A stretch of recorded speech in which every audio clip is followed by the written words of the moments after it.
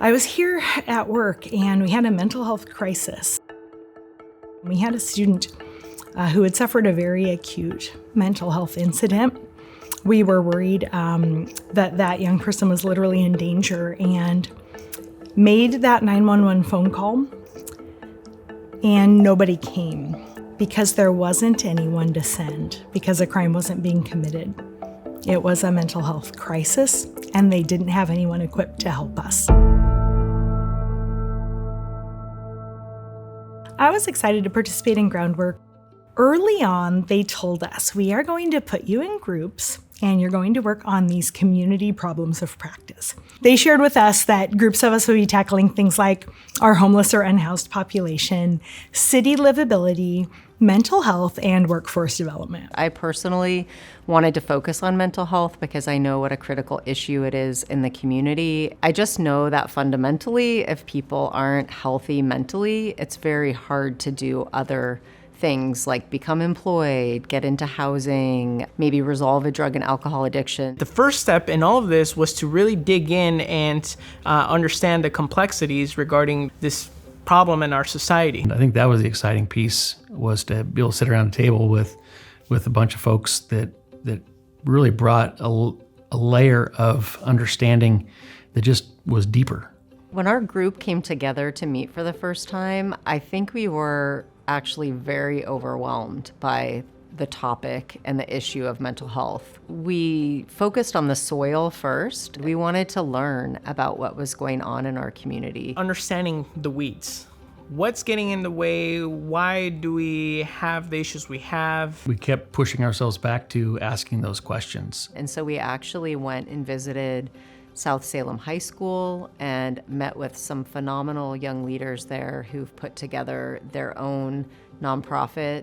We realized a lot of the mental health stigma doesn't take place within our teens. They were more comfortable talking about these things actually than some of us were. But we were able to bring that back to our meetings and go back to those questions and really see, okay, what kind of soil work are we doing? Who do we need to reach out to? One of the things that we discovered in going out in the community was the incredible shortage of mental health providers, especially working with young people. It became clear that people could come in at different levels and offer support, but along that continuum, more people could be trained, especially at that entry-level point.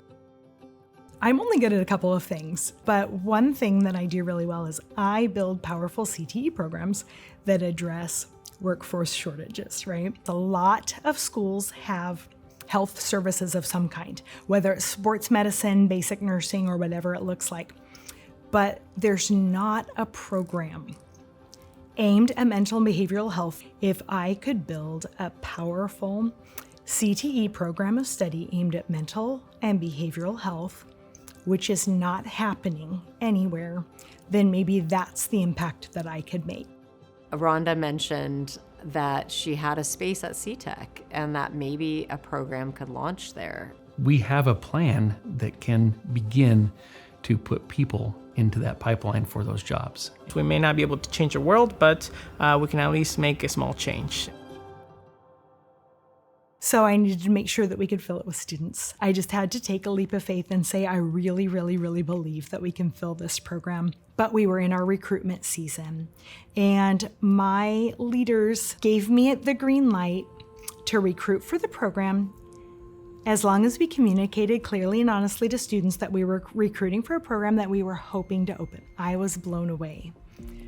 We received more applications for it than the other 9 programs for which we were recruiting, even though we told them we weren't certain that we could open it. It was surprising in the best way that I could have filled our year 1 class 3 times over with the number of applicants that we had. It made me more bold, more confident that we absolutely had to do it now. I think the cool part of this is I don't know that I would ever have been able to sit around a table with those individuals. It would not have organically happened.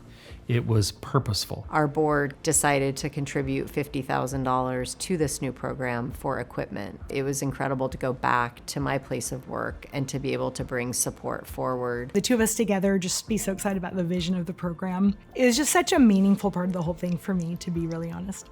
I feel like Groundwork creates a space where an idea like this new CTEC program can emerge. Oregon is 49th of the 50 states in our ability to provide for our behavioral and mental health needs. And I think CTEC and our behavioral health and human services program that we're opening here is really well positioned to get us up where we should be in terms of providing these services to people. In 5 to 10 years, I see our community far better equipped to deal with crises like the one that my team was struggling to respond to here on our campus. We were given a topic, but it's really about bringing those folks together and discussing problems and solving problems.